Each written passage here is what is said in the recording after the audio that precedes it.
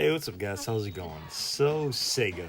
When you hear that name, you typically think of, I don't know, maybe the Sega Genesis, or maybe the Sega Dreamcast, or if you're a boomer, maybe the Sega Master System. But what I'm here to talk about today is Sega's forgotten mascots. You know, characters like Alex Kidd, Beat from Jet Set Radio, or Billy from Billy Hatcher, or Nights into Dreams. You know, really obscure stuff that nobody really remembers. And why? Because, well, why the fuck not? I'm just going to be talking about some really great and obscure games, and all I ask is that you maybe give this video a like. I'm not quite sure. Either way, that was cringy. Listen, enough bullshit. Let's get started. We'll be right back with more Nickelodeon.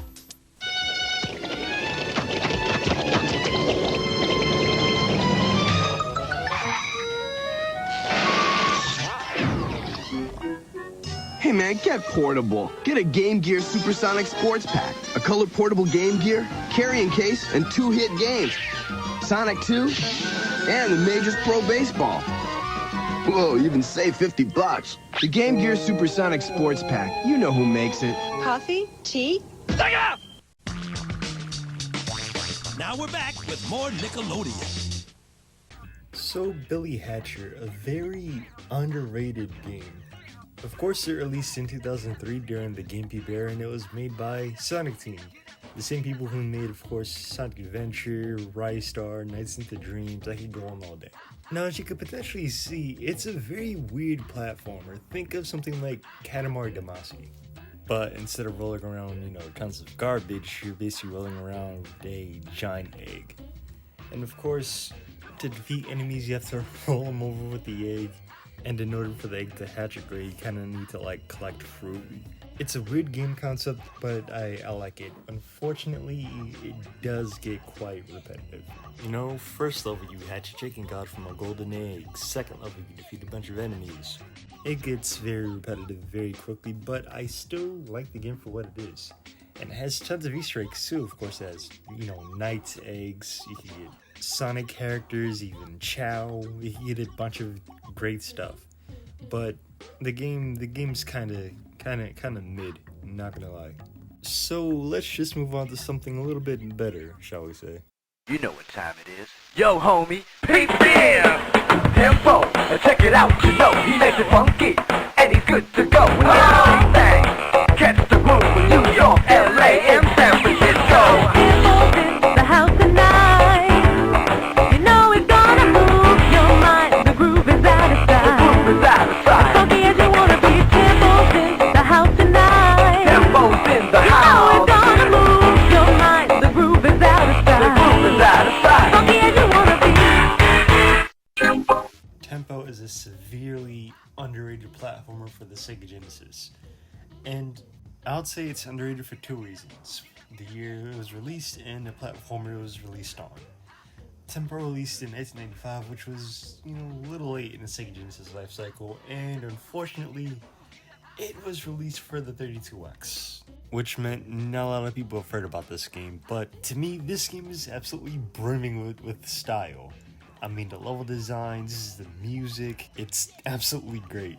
Now, of course, the story doesn't really matter. You're a part of a game show, and the levels are called performances. And I gotta emphasize, the levels look amazing in this game, although some look a bit worse than others. But I just want to say again that everything in this game is just jumping with style, and again, the OST is great. Overall, gameplay is great, although it's a simple platformer, so I don't know what you expect. Overall, the game is just absolutely great. And hey, the game actually spawned a few sequels. There's Tempo Jr., of course, for the Sega Game Gear, of course, with major downgrades. And there's Super Tempo for the Sega Saturn.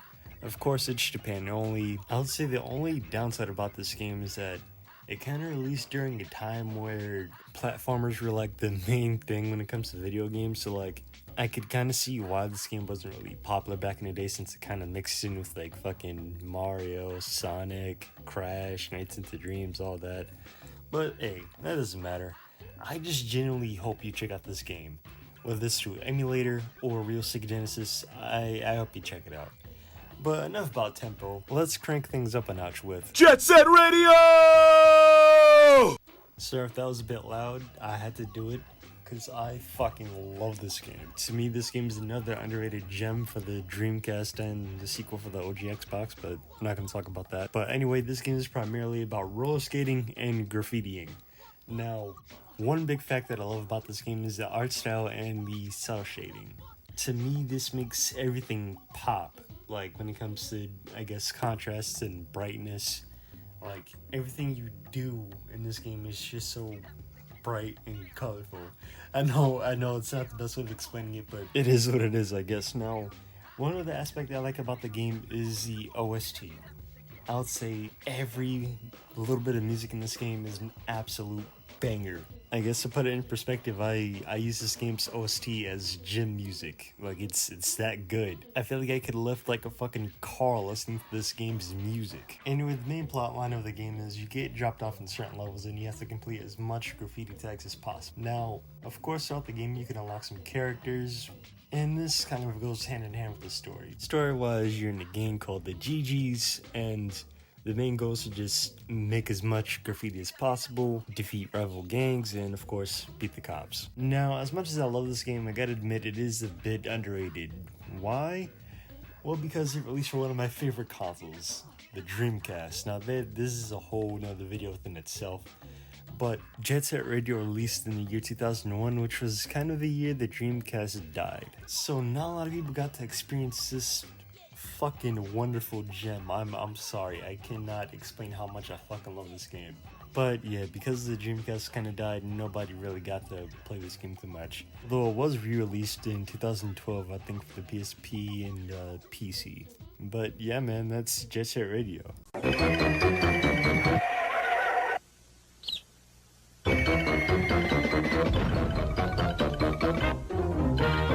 Now, when you buy the Sega Genesis that comes with Sonic 1, you'll get Sonic 2 absolutely free. Sonic 2 handles stubborn stains, embarrassing bald spots, no problem. It even slices and dices, makes thousands of julienne fries.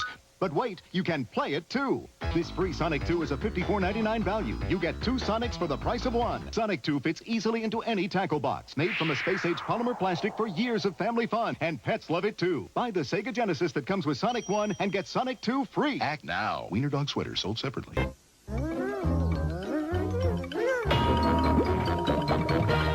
So, Ristar, another game that released kind of late into the Sega Genesis life cycle. I think it released in 95, 96. Either way, it's another game with the original concept. I mean, of course, it's your regular platformer, except you can climb on walls and you have, like, stretchable arms.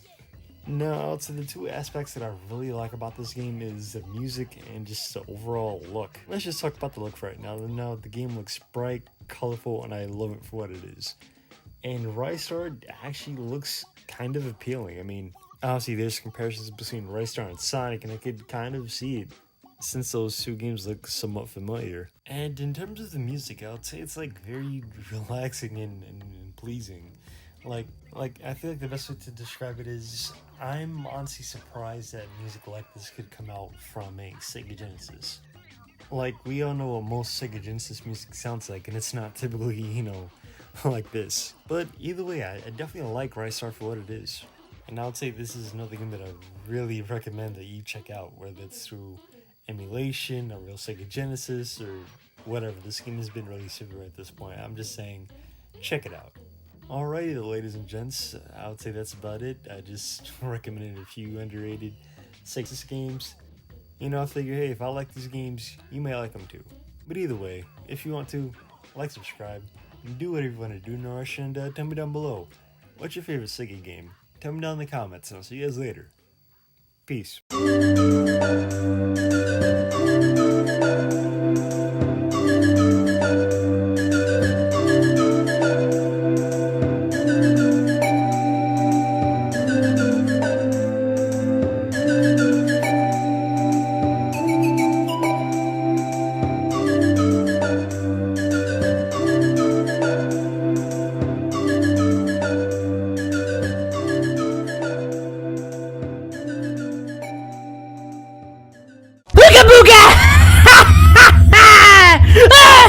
You should have seen your